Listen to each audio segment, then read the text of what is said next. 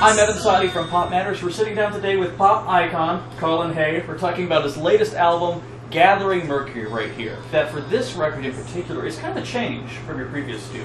Because if your last few albums, they've been very much kind of in that California state of mind, you know, a lot I think so. I think so. I mean, especially if you look at American Sunshine. I mean, there's some undercurrents here, but on this album in particular, there seems to be a lot more thematic weight to it as well. Guide us through the journey on how we got from there to here.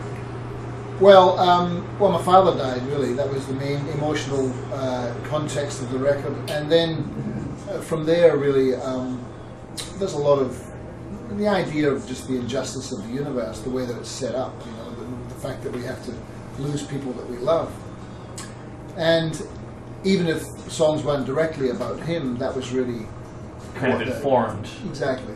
You know, and one of the things that I think was most fascinating is the fact that even though it does have, you know, obviously a bit more weight to it, you still find humor in it as well.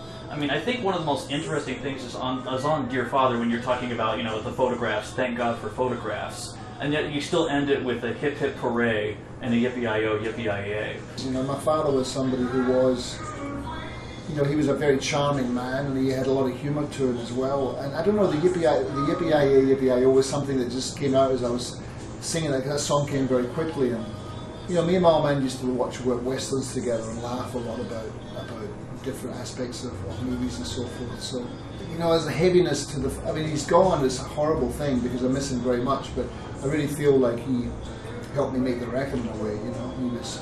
I don't really know. I don't know about anyone else does. I don't really know about afterlife, or I don't even really know what that is. But sitting in the studio, I was working on another song, and this one just kind of popped out, boom, straight down, and that very rarely happens, you know.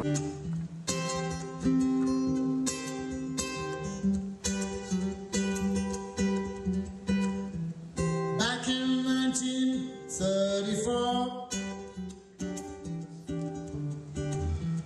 he came banging. Well, one of the other questions I had, though, is just kind of about your career in general, because you've had kind of an incredible, like, you know, second act to it yourself as well, because, you know, a lot of people, when they basically start kind of their main bands and then branch out into solo records, they kind of try and distance themselves, like, no, I'm going to do my own stuff by myself. But you fully embrace the fact, I was in Men at Work, and I love it. You know, you cover your songs frequently, everything else like that. I mean, it's like you never feel haunted by your band of past at all in any way. Well, I think this is something that you figure out as you go along. I mean, the songs were written, most of the songs were written before Men at Work existed. So, I mean, Down On It was written before Men at Work, Who Could It Be Now was written before Men at Work.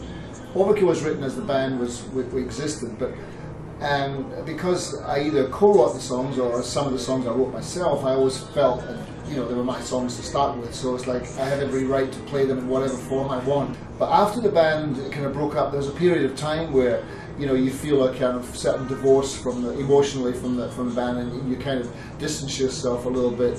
But then as time goes on, I think it was around the late 80s, early 90s, I kind of figured out that, you know, there's no way that you're ever going to get away from that, so why run away from something that it's impossible to run away from? So, you know, you embrace it and you bring the past with you, and that's how people are. People don't really care. And people come to the shows, they take the Men at Work stuff, they take the new stuff, they just take whatever you're going to give them, you know. So, and those songs never really feel to me like they're really from way back in the past, because I've never stopped playing them, so they still have a kind of a presence to them. Looking back on everything that you've done, what, for you personally, has been your biggest regret, and conversely, what has been your proudest accomplishment? Well, probably not realizing that fucking flute line.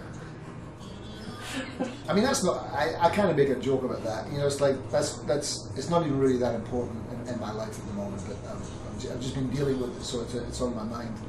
But I don't tend to have regrets. You know, I can't think of something about, oh, that was a horrible thing, because I've had quite a charmed life. As far as highlights, there's lots of highlights, and I kind of bring it up to the present. Some of these shows that I'm doing at the moment are the greatest shows that I remember. You know, there's obvious highlights, like doing, say, for example, the Olympics in Sydney was something which was extraordinary, and it was 2 billion people watching, and probably I'll never play at a bigger show ever, you know, in my life. because it was the Olympics, and I probably won't be back in any city again in Australia. But just, I like the, I like the closeness of the audience, and I like the presence of everything. I don't tend to look too back and go, oh, that was a fantastic gig. There was a great gig in Glasgow at the Apollo, which I'll always remember. There was a gig in Tathra in Australia that I always remember. But really what I remember most was the one that I did last night.